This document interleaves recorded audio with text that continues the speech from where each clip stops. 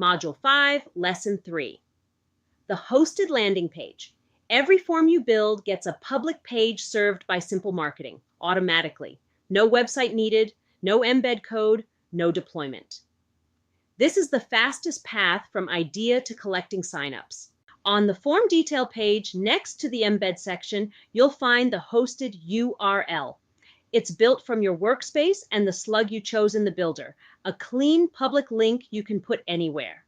Click it and the page opens like any visitor would see it. The hosted page renders your form on your brand. The workspace branding from Module 1 carries through your brand name, your colors. If you've configured white label with a custom domain, the page serves under your domain with Simple Marketing invisible.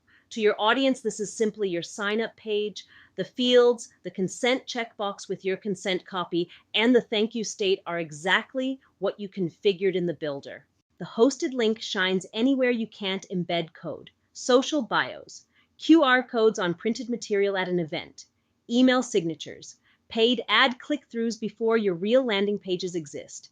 Anywhere a URL works, your sign-up page works. Remember, it's one form with two doors, the embed on your site and the hosted page on a link.